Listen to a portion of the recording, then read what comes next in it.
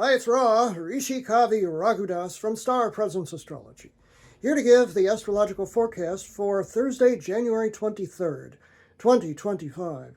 Well, if we called yesterday a bit of a respite from the more volatile energy of preceding days, today's a bit of a return to form. This energy today is restless, passionate, volatile, but possibly quite rewarding. Let me explain. The sun today is at 3, moving to 4 degrees of unconventional and sometimes just a little weird air sign of Aquarius. And the moon today is moving through the latter degrees of deep dark water sign Scorpio. So we're here in the black, as we always are, when the moon is in Scorpio. However, the main aspect today is Mars, the planet of energy and often conflict. We're dressed in red for that purpose, to depict that, is in a harmonious sextile, 60-degree angle to Uranus, the planet of sudden change and often chaos. We call him freedom from the known. And that smooth angle of Mars to Uranus means that bold action pays off today, even though the risks are great. We could, go up to somebody we'd like to date and go, hey, I'd like to know you, or how'd you like to go out, and, get turned down rather abruptly, or it could actually work out.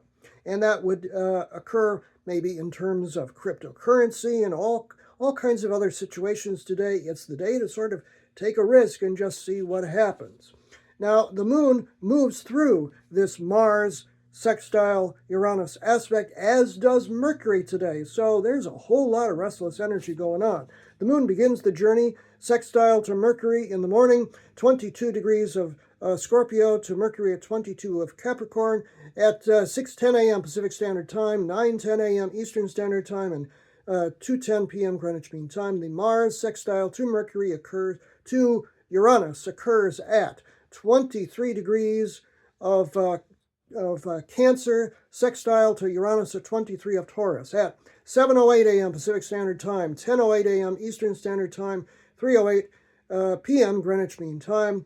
And then the moon moves through that, making a trine, an isolating angle to Mars from 23 of Scorpio to Mars at 23 of Capricorn, 7:12 a.m. So you get the idea. Just like within a few minutes here, the moon moves through the trine to Mars and the opposition to Uranus, all of which is pretty volatile and restless. So if your morning is that way, I won't be terribly surprised. Then in the afternoon, we have Mercury, the planet of communication, sitting at 23 degrees of Capricorn, opposite Mars at 23 degrees of Cancer, 12:49 p.m. Pacific Standard Time, 3:49 p.m. Eastern Standard Time, 8:49 p.m. Greenwich Mean Time.